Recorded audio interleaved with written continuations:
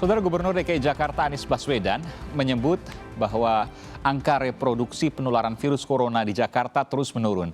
Kini angkanya di bawah 1. Penurunan itu terjadi setelah waktu yang cukup panjang. Sejak pertengahan Maret lalu, angka itu baru dicapai pada Rabu kemarin. Terkait dengan nilai RT atau reproduksi virus atau dalam wabah ini, yang alhamdulillah turun terus. Dan sampai dengan kemarin, per hari kemarin, nilai RT di Jakarta ada di angka 0,99. Parameter-parameter juga nanti akan terlihat menunjukkan angka yang baik. Sekarang saya ingin tunjukkan parameternya. Pertama, ini status RT per hari ini, 0,99. Tapi kita ini bergerak agak panjang.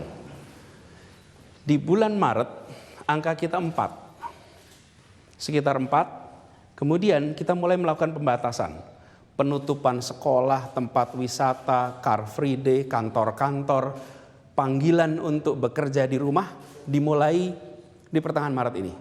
16 Maret sekolah tutup, work from home dimulai, seluruh fasilitas-fasilitas publik tutup, itu 16 Maret. Dan apa yang terjadi?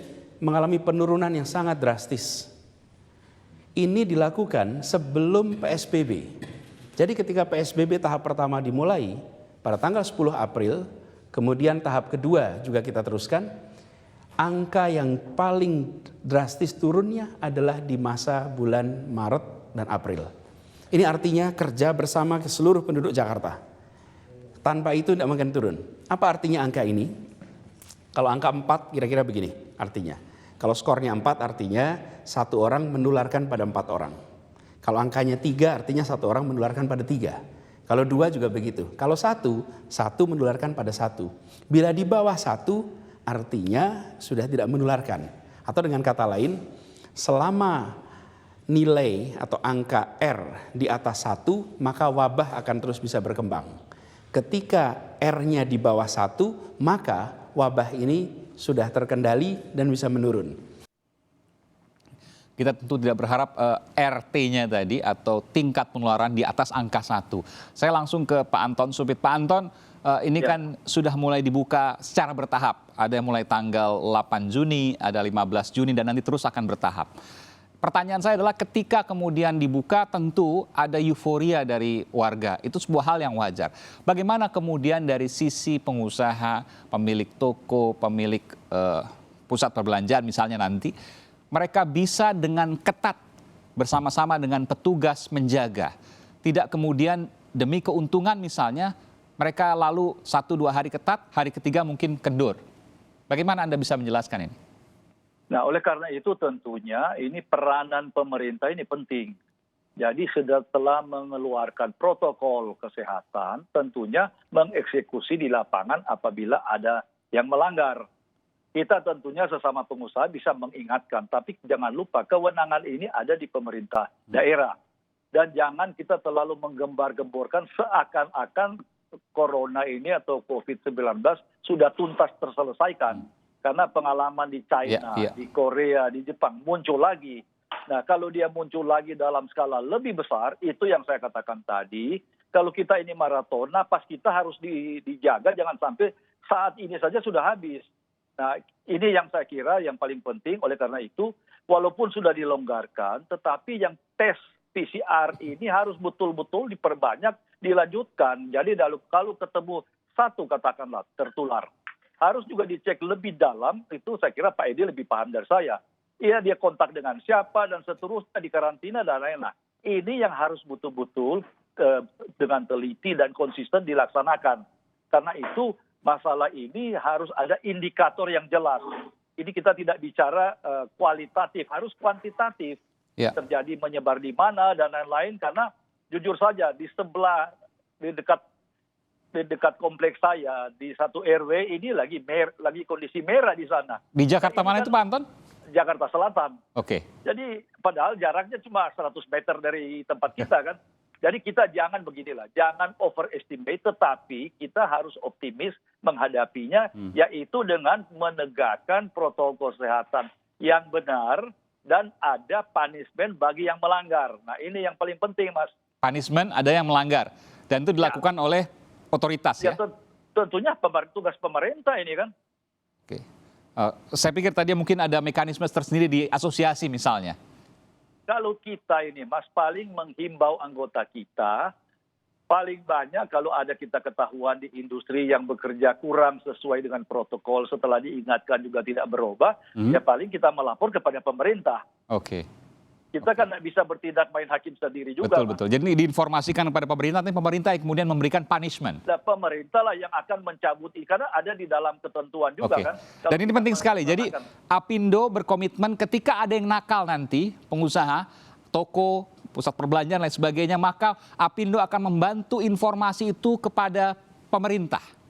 Nah, tentunya kita akan mengajak juga para asosiasi, karena kita jujur saja jangan terlalu menggembar-gemborkan kemampuan yang sebenarnya kita juga tidak punya itu.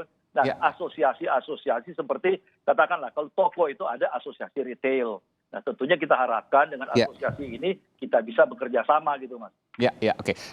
Saya ke Bung Ede. Bung Ede, apa yang disampaikan tentu ini melegakan juga dari Apindo bahwa ada keterbukaan informasi, ada kerjasama, meskipun juga ada tetap di perannya masing-masing. Saya ingin tahu bahwa saya yakin bahwa Ikatan Ahli Kesehatan Masyarakat punya data. Sesungguhnya tingkat kepatuhan warga kita bicara dulu di Jabodetabek misalnya, yang kemudian nanti akan bertahap melakukan proses fase transisi. Bagaimana kemudian data kepatuhan warga di Jabodetabek terkait dengan menjaga protokol kesehatan COVID-19? Ini ada beberapa survei yang diselenggarakan. Yang pertama oleh Badan Litbang Kesehatan Masyarakat dan beberapa lembaga survei lain yang menunjukkan sebenarnya kalau warga Jakarta itu relatif sudah bagus ya pemahamannya. Kemudian bahkan mereka menginginkan waktu di awal ya, nggak usah PSBB lah, kalau bisa karantina wilayah gitu. Nah sekarang ini kesannya kan hal itu diberikan di tingkat RW ya. Nah mudah-mudahan ini bisa mempercepat proses gitu. Nah, adapun mengenai ketidaktaatan, ya memang ini kewenangan pemerintah untuk melakukan tindakan. Tapi seperti yang disampaikan di awal, prinsipnya PSBB yang lama itu tidak boleh dilonggarkan selonggar-longgarnya. Tetap harus dilakukan, tapi dunia usaha harus mulai melakukan. Usahanya menggeliat lagi dengan tahapan-tahapan, tapi protokol kesehatan tidak boleh ditawar. Itu barangkali bedanya. Supaya apa? Supaya kita tetap sehat, tapi usaha pun berjalan. Karena kita membutuhkan dua-duanya ini berjalan.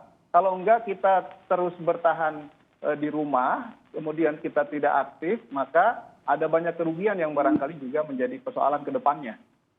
Iya, ini menarik apa yang kemudian disampaikan tadi oleh Gubernur DKI Jakarta Anies Baswedan, bahwa RT, reproduction number dari virus penularan COVID-19 ini 0,99. Mungkin Anda bisa menjelaskan secara detail kepada saya, kepada pemirsa, apa yang dimaksud dengan 0,99. Tadi dijelaskan sedikit oleh pemerintah Provinsi DKI Jakarta, oleh Gubernur, bahwa akan turun kurvanya. Tapi bagaimana kemudian kondisi sesungguhnya dari angka 0,99 itu? Reproductive number itu artinya kemampuan orang potensi menularkan ya. Nah kalau sudah di bawah 1 artinya potensi menularkannya itu menjadi di bawah 1 orang itu. Dengan demikian kasus ke depan akan semakin berkurang kan gitu. Kalau di atas 1 apalagi 2, 1 orang menularkan ke 2, ke 3 dan seterusnya. Kalau di bawah 1 itu kita menuju ke 0 artinya semakin hari semakin berkurang yang akan tertular. Kasus baru akan makin berkurang. Kalau terus menurun, nah ini yang kita harapkan. Bahkan bila perlu sampai nantinya 0. Kalau sudah 0 tidak ada kasus baru, dengan demikian kita sudah bisa menerapkan. Nah, penurunan kasus baru itu harus diingat, itu adalah dari perilaku masyarakat yang taat, yang sakit tidak menularkan, kemudian yang sehat tidak sembrono akhirnya tertular. Kira-kira seperti itu. Jadi dengan menjaga keamanan dirinya, diharapkan kasus makin lama makin turun, reproductive number pasti akan turun. Ini menarik. Jadi mungkin saja walaupun vaksin belum ditemukan, maka reproduction number-nya itu 0?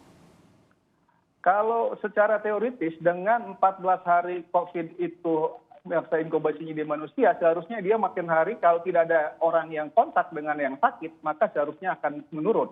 Tinggal misalnya petugas kesehatannya disiplin, yang sakitnya juga disiplin, maksud yang sakit dalam hal ini yang terkena ya, karena bisa jadi orang tanpa gejala. Ini yang harus diingat, COVID 86 orang tanpa gejala. Jadi lebih baik melakukan penjagaan diri dan keluarga dan saudara yang lainnya dengan rajin cuci tangan, pakai masker ketika keluar dan jaga jarak. Dengan demikian tidak ada proses transmisi COVID. Kalau proses transmisi COVID ini tidak terjadi, maka number akan turun terus. Baik. Jadi kalau tadi dikatakan ada 66 RW yang berada di zona merah, cukup 14 hari patuh, maka mereka akan, boleh dikatakan akan menuju ke nol. Ini yang kita harapkan. Kalau mereka bisa patuh, apalagi sudah teridentifikasi misalnya yang OTG, orang tanpa gejala itu siapa saja, di mana, dan itu sudah bisa didata. Kemudian kalau dia memerlukan kebutuhan dibantu oleh pemerintah daerah dalam ini kelurahan, sehingga dia tidak perlu pergi jauh-jauh, tetap di sekitar rumah, maka dengan demikian tidak ada potensi penularan baru. Nah kalau ini terjadi, ini yang sangat kita harapkan. Masyarakat disiplin, kemudian tidak ada juga orang yang masuk ke situ. Jadi untuk sementara ya mohon bersabar, tidak perlu ditengok dulu gitu kira-kira. Oke, jadi jangan ada orang masuk situ selain warga situ ya? Iya, kalau warga situ kan ibaratnya level virusnya itu udah sama kalau warga situ. Gitu. Iya. Apalagi yang serumah ya. Ya, walaupun mungkin mereka ada juga yang OTG, ada juga yang mungkin sehat sama sekali. Ya, orang OTG itu artinya di dalam tubuh virus sudah ada, tetapi tidak bergejala karena daya tahan tubuhnya kuat. Iya. Gitu. Kira-kira seperti itu. Baik, dan cukup 14 hari saja, cukup itu. Seharusnya begitu, karena masa inkubasi virus itu 14 hari. Iya, Kalau hari ini dia tertular dan tidak menularkan kepada yang lain, berarti pada hari ke-14 orang itu sembuh dan tidak ada lagi yang baru gitu. Tapi kalau di tengahnya ada, nah itu mesti nambah lagi gitu dari mulai tertular itu. Jadi cukup 14 hari patuh di RW yang dikatakan zona merah, tidak ada yang masuk, kemudian ada yang dalam tidak keluar juga. Cukup 14 hari saja, maka mudah-mudahan dalam setelah 14 hari maka angkanya akan menuju ke 0 atau bahkan 0. Begitu ya? Oke, saya akan tanya nanti bagaimana kemudian apa yang terjadi, apa yang dibayangkan pasca kita berbicara soal fase transisi PSBB di Jakarta. Nanti juga akan diikuti oleh Bodetabek. Apa yang kemudian akan terjadi saya akan tanya ke Bung Anton, saya akan juga tanya ke Bung Ede. Selepas jeda, kami akan segera kembali.